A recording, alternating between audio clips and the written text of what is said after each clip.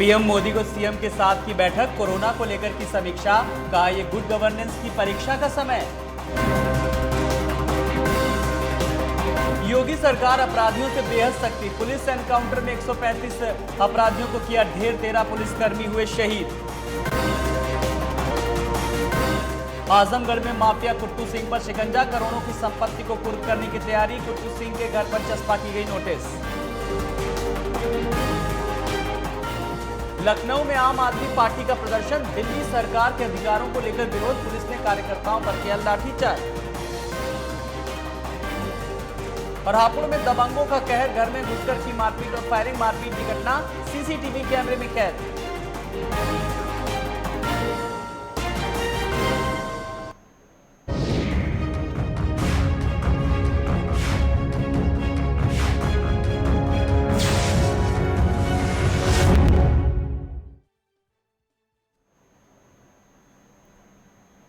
राजधानी लखनऊ में आम आदमी पार्टी का विरोध प्रदर्शन देखने को मिला। हाथों में बैनर पोस्टर लिए आम आदमी पार्टी के तमाम कार्यकर्ता लखनऊ के 10-90 चौराहे पर एकत्रित होकर प्रदर्शन करने लगे। आम आदमी पार्टी का कहना है कि केंद्र सरकार दिल्ली सरकार के अधिकारों में हनन डाल रही है, उसके अधिकारों को कम करके बीजेपी सरकार लोकतंत्र की हत्या कर रही है। वहीं प्रदर्शन बढ़ता देख भारी पुलिस बल भी तैनात कर दिया गया। आम आदमी पार्टी के नेता वैभव माहेश्वरी ने कहा कि सरकार अपनी तानाशाही रवैये से बाहर निकले, वरना आम आदमी पार्टी सरकार के अलोकतांत्रिक नियमों का पुरजोर विरोध करेगी।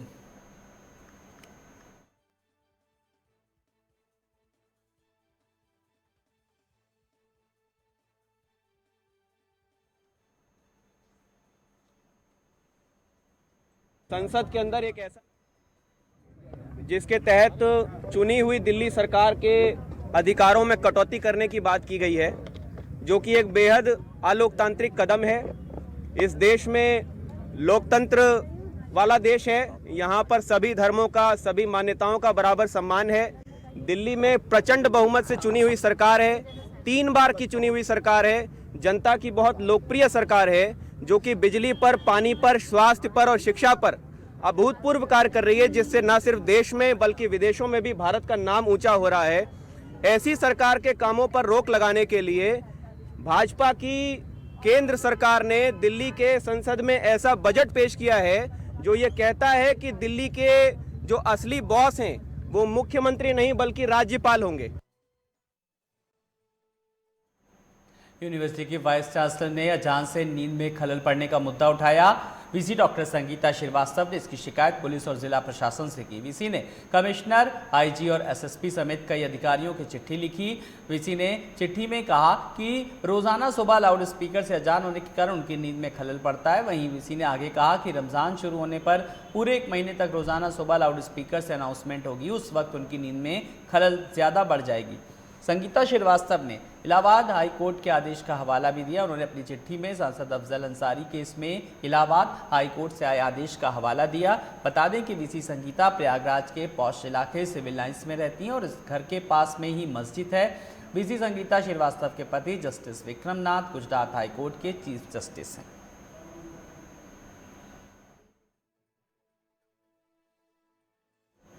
आगे बढ़ेंगे। इलाहाबाद विश्वविद्यालय के कुलपति के अजान वाले बयान पर अब सियासत भी गरमाने लगी है। संगीता श्रीवास्तव ने यह कहा कि सुबह अनजान होने की वजह से उनकी नींद में खलल पड़ता है, जिसको लेकर उन्होंने जिला प्रशासन और पुलिस को पत्र भेजकर कार्रवाई की मांग की। वहीं इस मामले पर तमाम मौलानाओं और पार्टी के नेताओं ने अपना बयान भी जारी किया। किसने क्या कुछ कहा, आइए आपको सुनाते हैं। इसका संविधान और कानून प्रत्येक व्यक्ति को इस बात की इजाजत देता है कि अगर उसके अधिकारों में हनन होता है, अधिकारों का उल्लंघन होता है, तो सक्षम अधिकारी के सामने अपनी समस्या को, अपनी शिकायत को रख सकता है। इलाहाबाद विश्वविद्यालय की कुलपति ने भी लाउड स्पीकर की आवाज से होने वाली समस्या, अपनी नींद में जो खलल होती है, उसकी शिकायत प्रयागराज के जिलाधिकारी से की है और उन्होंने नियमों का उल्लेख भी किया है। अब जिला प्रशासन प्रयागराज ये तय करेगा कि अगर नियमानुसार शिकायत सही है तो उस पर कार्रवाई सुनिश्चित हो। इलाहाबाद के वीसी ने जो खत लिख करके आज लाउड स्पीकर पर अजान की पाबंदी की बात कही है, जिसकी हम लोग सख्त अल्फाज में मजम्मत करते हैं, उनके इल्म में यह बात होनी चाहिए, अपने मुल्क की तारीख से उनको पूरी वाकफियत होनी चाहिए कि अपना पूरा मुल्क पूरी दुनिया में अपनी गंगा जमनी तहजीब के लिए मशहूर है, जाना जाता है। इस मुल्क में तमाम लोग एक दूसरे के मजहब की पूरी तरीके से एक दूसरे के मजहब का इज्जत और एहतराम करते हैं, और यही वजह है कि हमेशा से मस्जिदों से अजानें और मंदिरों से कीर्तन भजन की आवाजें फिजा में गूंजती रहती हैं, कभी किसी के नींद में उससे खलल नहीं आया करता है। तो इस वजह से इस तरीके की बातें करना बेमाने हैं। हम सब जिस मुल्क में रहते हैं ये मुख्तलिफ मजहब के मानने वालों का मुल्क है। यहाँ पर मुख्तलिफ त्यौहार भी मनाए जाते हैं। जहाँ मस्जिदों से अजानों की आवाज़ आती है, वहीं पर मंदिरों से भजन और कीर्तन की आवाज़ आती है, और कोई भी मुसलमान इन तमाम चीज़ों पर एतराज़ नहीं करता है। होली के मौके पर बड़ी तादाद में डीजे का इस्तेमाल होता है। जिस शहर से हमारे कुलपति साहब ने ये लेटर लिखा है, वहाँ पर कुंभ के मौके पर कसीर तादाद में लाउड स्पीकर का भी इस्तेमाल होता है और रास्तों को भी बंद किया जाता है। लेकिन कोई भी मुसलमान कभी भी किसी भी सूरत में इन तमाम चीज़ों पर कोई एतराज़ नहीं करता है। लेकिन अगर कुलपति साहब महज 1 मिनट या 2 मिनट की अजान पर, जिसमें अल्लाह अल्लाह के रसूल का जिक्र होता हो, लोगों को कामयाबी की तरफ बुलाया जाता हो, अगर वो इस तरीके का पत्र लिखेंगे और अपनी इतनी बड़ी दिक्कत को जाहिर करेंगे कि उनकी नींद में खलल वाक़ होता है, तो ये बात समझ से परे।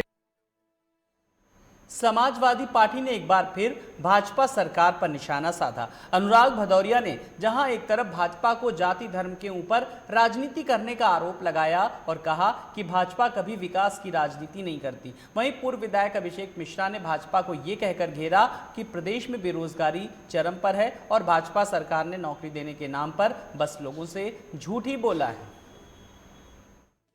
जनता पार्टी की 4 साल की सरकार जो आज पूरी हो रही है, जो उन्होंने इसमें आंकड़े जारी किए, उसमें कहना चाहूंगा कि वो सरकार है जिसने उत्तर प्रदेश की इकोनॉमी को सबसे लोएस्ट लेवल पे, आज तक के रिकॉर्ड लोएस्ट लेवल पे ला करके खड़ा कर दिया। सबसे ज्यादा अनएम्प्लॉयमेंट, बेरोजगारी इस चरम सीमा तक पहुंचा दी है जिसका आज तक कोई सानी नहीं था। नौजवान परेशान है, मां बाप परेशान है, बेरोजगार पिता और पति पैदा हो गए हैं, और उन सबको पूरी के पूरी तरीके से भारतीय जनता पार्टी सरकार ने फेल किया है। झूठे वादे किए थे, प्रदेश के लेवल पे 2 करोड़ नौकरियां, प्रदेश पे 75 लाख नौकरियां, सब पे फेल हुई है। जो आज एनकाउंटर की बात कर रहे हैं, एनकाउंटर पे सिर्फ हम नहीं, एनएचआरसी सबसे ज्यादा सवाल उठा चुका है आज तक भारतीय जनता पार्टी के एनकाउंटर्स पे। यूपी में योगी सरकार अपराधियों से बेहद सख्ती से पेश आ रही है। योगी राज के पिछले 4 वर्षों में प्रदेश में पुलिस ने 135 अपराधियों को एनकाउंटर में मार गिराया, जबकि 13 पुलिसकर्मी भी शहीद हुए। वहीं मुठभेड़ में 3000 से ज्यादा अपराधी और 1000 से ज्यादा पुलिसकर्मी घायल हुए हैं। प्रदेश सरकार का दावा है कि पिछले 4 वर्षों में कानून व्यवस्था में अभूतपूर्व सुधार हुआ है। भय के कारण अपराधी प्रदेश छोड़कर भाग रहे हैं, इसकी अवैध संपत्तियां ढहाई जा रही हैं। बीजेपी के प्रदेश अध्यक्ष स्वतंत्र देव सिंह ने सुल्तानपुर में एक चौपाल को संबोधित करते हुए कहा कि पहले यूपी में गुंडे माफिया सड़क पर घूमते थे, आज गुंडे माफिया जेल जा रहे हैं या फिर प्रदेश छोड़ रहे हैं। माफिया की अवैध संपत्तियों पर बुलडोजर चल रहा है। प्रदेश में अब कानून का राज है। हालांकि प्रदेश सरकार की इस नीति की विपक्ष आलोचना करता है कि एनकाउंटर में मासूम लोगों को निशाना बनाया जा रहा है, जिसका जवाब देते हुए मुख्यमंत्री योगी आदित्यनाथ ने भी सख्त भाषा में कहा कि प्रदेश में अब तक किसी निर्दोष पर कोई कार्रवाई नहीं की गई है। प्रदेश में कानून का राज है, गुंडे या तो जेल में हैं या फिर प्रदेश छोड़कर भाग रहे हैं।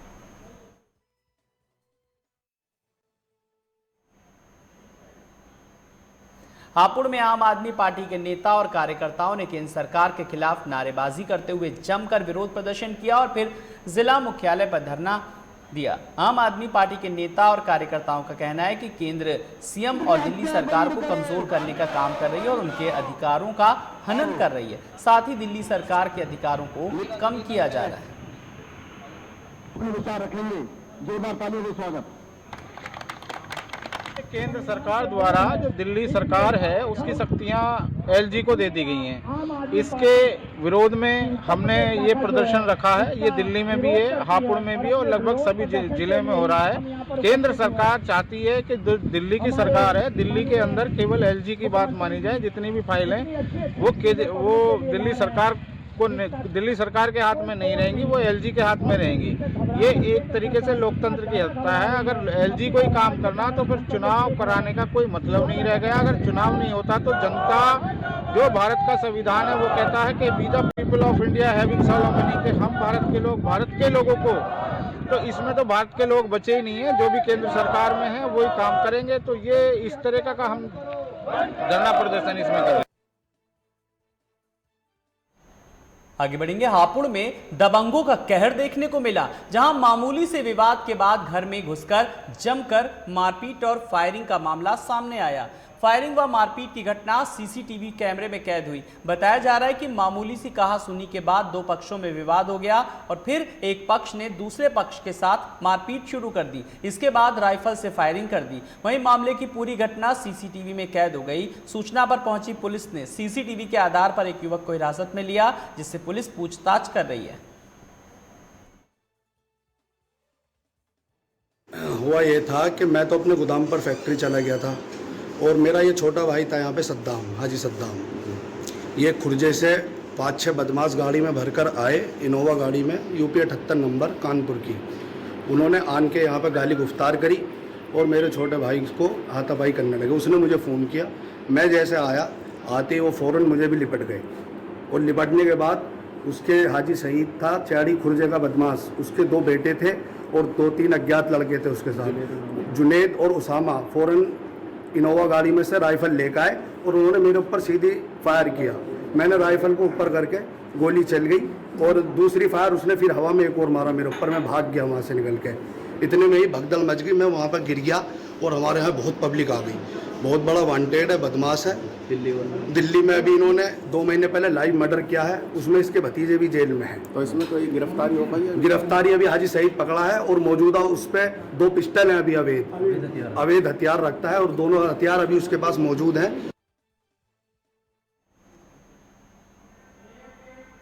यहां रुकेंगे एक छोटे से ब्रेक के लिए, फौरन हाजिर होते हैं।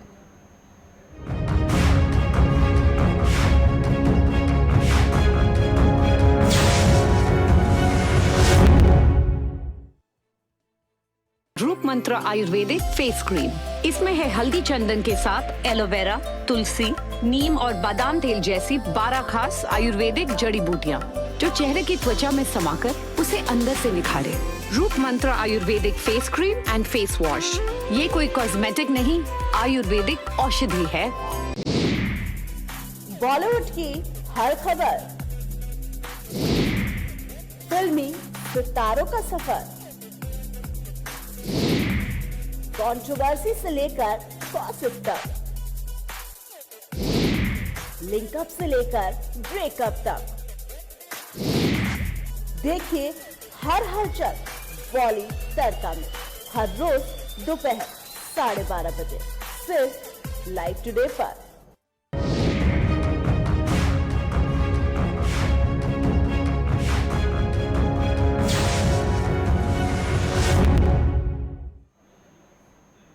अभी तक आपने बहुत से विधायक देखे होंगे जो केवल राजनीति के लिए विधायक बनते हैं, जिनको शायद ही किसी के सुख दुख से मतलब होता है। लेकिन आज हम आपको एक ऐसे विधायक के बारे में दिखाने जा रहे हैं जो विधायक जहां गरीबों और मजबूरों के लिए मसीहा हैं, लेकिन उन्होंने एक बार फिर एक ऐसा कार्य किया जिससे उनकी प्रशंसा करना बेहद ज़रूरी है। विधायक ने एक बार फिर 4 छोटे छोटे गरीब बच्चों के पालन पोषण के अलावा पढ़ाई लिखाई के सारे खर्चे का जिम्मा भी अपने सर पर लिया, जिससे लोग उनकी काफ़ी सराहना करते नजर आ रहे हैं। जी हाँ, हम बात कर रहे हैं यूपी के लखीमपुर खीरी जिले के पलिया विधानसभा 137 के बीजेपी विधायक रोमी साहनी की, जिनका शायद ही कोई ऐसा दिन गुजरता हो जहां वो गरीबों और बेसहाराओं के लिए कुछ ना कुछ करते हो। कभी किसी की बीमारी के लिए मदद करना हो तो किसी की पढ़ाई के लिए या किसी के अंतिम संस्कार के लिए। केवल उन्होंने इस बार कोई ऐसा काम ना करके एक ऐसा काम किया जो लोगों की जुबान पर मिसाल बनता नजर आ रहा है। आपको बता दें कि थाना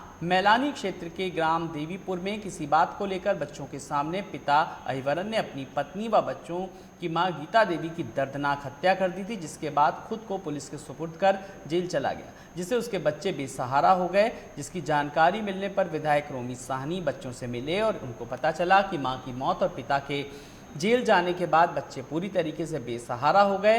जिसके बाद विधायक रोमी साहनी उन बच्चों से मिले और उनकी दयनीय हालत को देखकर उनके पालन पोषण की पढ़ाई लिखाई का सारे खर्चे की सारी जिम्मेदारी ली। मेरी विधानसभा के बाकिया ब्लॉक में सुआबोज ग्राम सभा के देवीपुर गांव में एक अहिवरन नाम के आदमी ने अपनी पत्नी गीता देवी को कुल्हाड़ियों से काट डाला और उसकी तत्काल मौके पर मौत हो गई। उसकी छोटी बच्ची अपनी आंखों के सामने देखती रही। उसने शोर मचाया, गांव वाले इकट्ठा हुए, उसने अंदर से दरवाज़ा बंद कर लिया। पुलिस आई तो दरवाज़ा खोला गया तो पता लगा उसने उसकी अपनी पत्नी को मार डाला। गीता देवी की लाश पोस्टमार्टम के लिए चली गई और उसका पति जो अहिवरन था उसको पुलिस ने जेल भेज दिया, चालान कर दिया। लखनऊ में चारबाग रेलवे स्टेशन पर बंदरों पर नियंत्रण पाने के लिए लंगूर बंदर की नकल करके आवाज निकालने वाले कलंदर को नियुक्त किया गया। ये कलंदर पूरे दिन बंदरों पर नियंत्रण करने के लिए आवाज निकलकर उनको भगाते हैं, जिसका मिनिमम बेसिस पर रखा गया है। उत्तर रेलवे ने इस तरह के काम के लिए लखनऊ, अयोध्या, फैजाबाद और वाराणसी स्टेशन पर कॉन्ट्रैक्ट पर 6 महीने के लिए कलंदर रखे हैं। Senior DCM northern railway Jagtosh Shukla ने बताया कि लोगों ने बंदरों से आम जनमानस को बचाने के लिए कॉन्ट्रैक्ट बेस पर लंगूर बंदर की आवाज़ निकालने वाले कलंदर को रखा है। बेसिकली कलंदर जो हैं वो लंगूर जो बंदर होते हैं उनके तरीके से आवाज़ निकालते हैं और ये आवाज़ निकाल करके जो नॉर्मल जो बंदर स्टेशंस पे घूमते थे और स्टेशंस पे जो लोगों का सामान छीन लेते थे या फल खा लेते थे, लोगों को नुकसान कर देते थे, तो ये उस आवाज़ से डर करके बंदर हट जाते हैं। तो एक तरीके से इसमें ये हम दोनों चीज़ें सुनिश्चित कर रहे हैं कि किसी भी तरीके से किसी भी जानवर को किसी भी तरीके की दिक्कत ना होने पाए और जो जनता जा रही है वहाँ से, जो ट्रैवलर हमारे यूज़ कर रहे हैं स्टेशन प्रीमाइसेस को, उनको किसी तरीके की दिक्कत ना होने पाए। जैसे बंदर के कई बार ऐसा हुआ कि अभी तो फिलहाल हम लोगों ने काफ़ी समय से इसे लगाया हुआ था। पीलीभीत की बात करेंगे, जहां 17,000 किसानों पर 65 करोड़ का ऋण सालों से बकाया चल रहा है। ऐसे में फसली ऋण वाले किसानों के लिए बकाया चुकता करने का सरकार ने सुनहरा मौका दिया है। पीलीभीत के एआर कोऑपरेटिव वीर विक्रम सिंह ने बताया कि किसानों के लिए एक मुश्त समाधान योजना शुरू की गई, जो कि 30 जून तक चलेगी। इसके तहत 1997 से पूर्व के फसलों ऋणों में वास्तविक मूलधन से वो अवशेष मूलधन को जमा कराकर किसानों को लाभान्वित किया जाएगा। इसके साथ ही 1997 से 2012 के बीच वितरित फसली ऋण में मूलधन और उनके बराबर ब्याज की वसूली की जाएगी। वहीं 2012 से 2017 के बीच वितरित फसली ऋण में 3 साल से अधिक के बकायेदारों के ऊपर आयत ब्याज में 50% छूट मिलेगी। संग्रह शुल्क, दंड शुल्क, प्रक्रिया शुल्क नहीं लिया जाएगा। से लेकर के और 2017 तक जो उन किसानों ने ऋण लिया है उससे लाभान्वित होंगे। 3 कैटेगरी है इसमें, 97 से लेकर के 2007 तक, 2007 से 2012 तक और 2012 से 2017 तक। इसमें 97 से पूर्व के जो लोन हैं उसमें हम सिर्फ उनसे मूलधन ले रहे हैं, ब्याज उनका पूरा माफ़ है। 97 से लेकर के 2007 तक जो है इसमें जितना मूलधन है उतना ही ब्याज लिया जाएगा, उसके ऊपर जो ब्याज है वो माफ़ कर दिया जाएगा। और 2012 से लेकर के 2017 तक जितना मूलधन है उसके बराबर ही ब्याज लिया जाएगा, उसके ऊपर के सारे ब्याज माफ कर दिए जाएंगे। तो इससे जिले के हजारों किसान इससे लाभान्वित होंगे। वहीं दिल्ली से सटे गाजियाबाद जिले में खतरनाक स्टंट का वीडियो वायरल हो रहा है। इस स्टंट को लड़के नहीं बल्कि लड़कियां कर रही हैं। खतरनाक स्टंट के इस वीडियो में एक लड़की बुलेट चला रही है। बुलेट चला रही लड़की के कंधे पर एक और लड़की बैठी है। बाइक पर गाजियाबाद का नंबर रजिस्टर्ड है। वीडियो वायरल होने के बाद गाजियाबाद पुलिस ने कार्रवाई की। पुलिस ने बाइक का चालान कर दिया। 12 सेकंड के वायरल वीडियो में एक लड़की बुलेट बाइक चला रही है। बाइक गाजियाबाद के नंबर की है। एक लड़की बाइक चला रही है, दूसरी बाइक पर उसके कंधे पर बैठी है। दोनों लड़कियों ने रेड कलर की टी-शर्ट और ब्लू जीन्स पहनी। कंधे पर बैठी लड़की ने पीली कैप भी लगाई हुई है। स्टंट के दौरान दोनों ने हेलमेट भी नहीं लगाया। वीडियो में दिखाई दे रहा है कि जिस रोड पर स्टंट किया जा रहा है वहां से आम लोग भी गुजर रहे हैं, फिर भी लड़कियां बेखौफ होकर स्टंट कर रही हैं। वायरल होने के बाद गाजियाबाद पुलिस ने कार्रवाई की। पुलिस ने बाइक का 11,000 रुपए का चालान काटा। गाजियाबाद पुलिस ने ट्वीट कर इसकी जानकारी भी दे दी है। गाजियाबाद की जिस शिवांगी नाम की लड़की के वीडियो लगातार वायरल हो रहे हैं, जिसमें वो स्टंट करती हुई दिख रही है, उनसे लाइव टुडे संवाददाता ने बात की। शिवांगी ने एक एक सवाल का जवाब दिया। उन्होंने कहा जिस वीडियो में वो हथियार लेकर दिखाई दे रही, वो हथियार असली नहीं है बल्कि डमी है। उन्होंने कहा कि उनकी दोस्तों के साथ में जो हथियार है वो भी डमी है। इसके अलावा उन्होंने इस बात को माना कि उन्होंने स्टंट किया, जिसके बदले में उन्हें चालान भरना पड़ेगा। उन्होंने आगे भी ऐसा नहीं करने के लिए वादा किया। शिवांगी की मां बीजेपी नेता हैं। शिवांगी की मां संदेश डबास का कहना है कि वो बेटी को समझाएंगी कि आगे से नियम तोड़ते हुए कोई काम ना करें। बाइक पर स्टंट करती हुई शिवांगी की दोस्त स्नेहा भी नजर आ रही हैं। उनसे भी पूछा कि पुलिस ने उनके घर पर आकर पूछताछ की। उन्होंने भी अपनी सफाई दी। मैं ये कहना चाहूंगी, अब चालान कट गया वो तो भरना पड़ेगा क्योंकि ट्रैफिक नियमों के पार था वो जो भी है। बट मैं एक चीज करना चाहूंगी, मतलब एक चीज क्वेश्चन पूछना चाहूंगी सरकार से, मतलब हम लोगों के साथ ही क्यों इतने सारे लोग करते हैं, मतलब उन लोगों का तो चालान मैंने नहीं करते देखा। मेरे फ्रेंड सर्कल में और भी बहुत सारे लोग हैं, ठीक है, स्टंट करते हैं, स्टॉप भी मारते हैं, विली मारते हैं, बाइक से स्टंट करते हैं, सब चीजें करते हैं। मतलब हमारे साथ ही क्यों? क्योंकि ये लड़कियों ने कर दिया, ये कुछ अलग था, कुछ अलग कर दिया तो मतलब इन्हें रोको, पिन करो, मतलब ये चीज मुझे बिल्कुल सही नहीं लगी, बिल्कुल भी। एक्चुअली मैं 6 फुट की हूँ देखा जाए तो मुझे ऐसी कोई दिक्कत नहीं है बुलेट चलाने में। आराम से अगर मैं ब्रेक भी ना लगाऊं तो मेरे पैर तो पहुंच ही जाते हैं बुलेट पे। तो हमने एक ऐसी यूनिक सी हमें वीडियो बनानी थी एक, तो हमने बस शिवांगी को अपने कंधे पे बिठाकर एक वीडियो का ट्रायल लिया। तो हमने ऐसा नहीं है कि हमने पहले ही शॉर्ट में वीडियो बना दी थी, ऐसा नहीं है। हमने 2-3 वीडियो के ट्रायल लिए थे, उसके बाद ये वीडियो शूट करी थी और पूरी सेफ्टी के साथ की थी। हाँ जी, चालान बच है 11,000 रुपए का।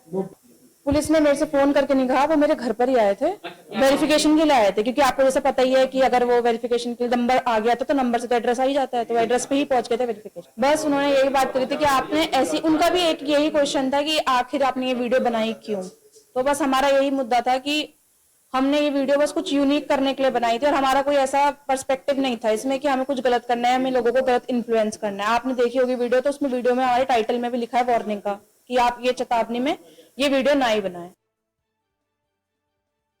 उत्तर प्रदेश में फर्जी डिग्री पर नौकरी करने वाले अध्यापकों का सिलसिला लगातार जारी है, जिसमें मुजफ्फरनगर में 10 साल से फर्जी डिग्री पर नौकरी कर रहे प्राइमरी स्कूल के अध्यापक को पुलिस ने गिरफ्तार कर लिया। गिरफ्तार अध्यापक की बीएड की डिग्री पर संदेह होने पर एबीएसए ने नई मंडी कोतवाली में 9 माह पूर्व रिपोर्ट दर्ज कराई। गिरफ्तार अध्यापक को बर्खास्त भी कर दिया गया। आपको बता दें कि छपार थाना क्षेत्र के गांव सिम्बालकी निवासी अध्यापक अनिल चौधरी नई मंडी कोतवाली क्षेत्र के गांव बझेड़ी में स्थित प्राइमरी स्कूल में अध्यापक के पद पर कार्यरत थे। वो 10 साल से शिक्षा विभाग में तैनात हैं। दरअसल 3 जुलाई 2020 को एबीएसए सदर योगेश शर्मा ने अध्यापक अनिल चौधरी की बीएड की डिग्री पर संदेह व्यक्त करते हुए नई मंडी कोतवाली में रिपोर्ट दर्ज कराई थी। फिलहाल फर्जी डिग्री के आधार पर नौकरी करने वाले आरोपी अध्यापक को गिरफ्तार कर लिया गया।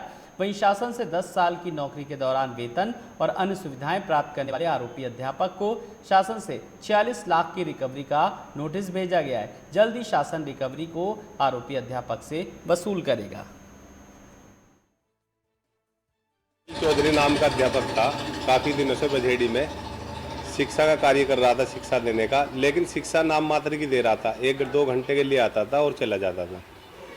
इसकी जांच चल रही थी। जो फर्जी शिक्षक भर्ती हुई होगी कभी, उसमें इन्होंने फर्जी डॉक्यूमेंट्स लगा के उसके आधार पर इसमें नौकरी हासिल की थी और ये सरकार को चूना लगाने का काम कर रहे थे। हमारे द्वारा भी कई बार ये आवाज़ उठाई गई बेसिक शिक्षा अधिकारी को। इसकी जांच के लिए हमने भी एप्लीकेशन दी। ये अनिल चौधरी नाम का शिक्षक था और ये मूल तैनाती इटावा जनपद में हुई थी। यहाँ 2016 में स्थानांतरित होकर आए थे। आगरा विश्वविद्यालय से 2004-05 में फर्जी जो डिग्री के आधार पे बहुत सारे शिक्षक नियुक्त हुए थे, उसमें से अनिल चौधरी भी एक था।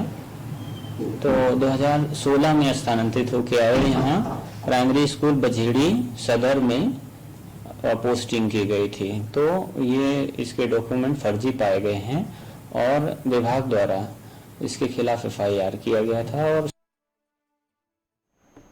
आगे बढ़ेंगे। शाहजहांपुर के जिला होमगार्ड कमांडेंट के ऊपर कुकर्म का दबाव के आरोप लगे हैं। ये सनसनीखेज आरोप कार्यालय में काम कर रहे होमगार्ड ने लगाए। पीड़ित होमगार्ड का आरोप है कि जिला कमांडेंट पर नौकरी से हटाने का भी दबाव न केवल उनका खाना बनाना पड़ता है बल्कि उनकी तेल मालिश भी करनी पड़ती है। यही नहीं, कमांडेंट पैसा लेकर रिटायर्ड होमगार्डों की उम्र बढ़ाने का काम कर रहे हैं। इस मामले में पीड़ित होमगार्ड ने बताया कि डीजी होमगार्ड को लिखित में शिकायत की है।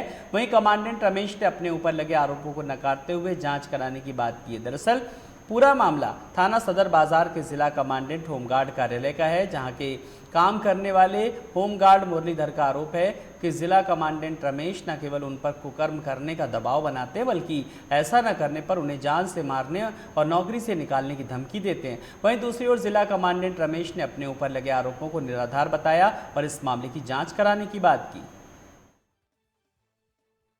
उसके सारे आरोप असत्य और निराधार है। उसको जो है मेरे द्वारा अभी 20 से 27 फरवरी के बीच में वो ड्यूटी पे तो समय से आता था, लेकिन बीच में घंटे 2 घंटे के लिए 2-3 घंटे के लिए गायब हो जाता था। तो उसके लिए मेरे द्वारा डांट फटकार लगाई गई। इसी से क्षुब्ध हो गया, उसके मन का कार्य नहीं हुआ और वो इस तरह से जो है असत्य और निराधार आरोप लगा रहा है और कुछ नहीं, कुछ भी नहीं। मुझे शिकायत हमें परेशान करते हैं, गुमराह करते हैं, क्या हमसे खाना बनवाते हैं और हमसे जो कहते हैं हमारे साथ कुकर्म करो और हमने मना कर देते तो कहते किसी को अगर बता दिया तो तुम्हें विभाग से निकाल देंगे। हमारे साथ करना चाहते कि तेरा जहर की इंजेक्शन लगवा देंगे और जो कुकर्म के लिए हमने मना कर दिया। इतने बहुत चुनते हैं 15 साल से अब किसी के पास बैठने नहीं देते हैं।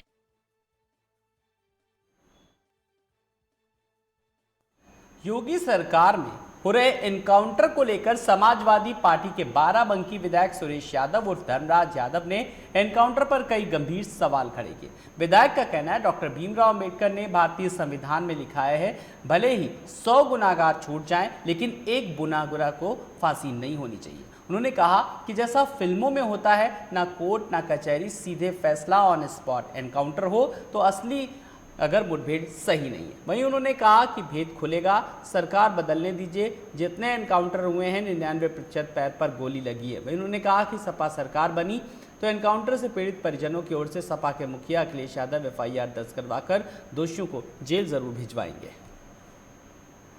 तो इन्हीं खबरों के साथ इस बुलेटिन में इतना ही। नमस्कार।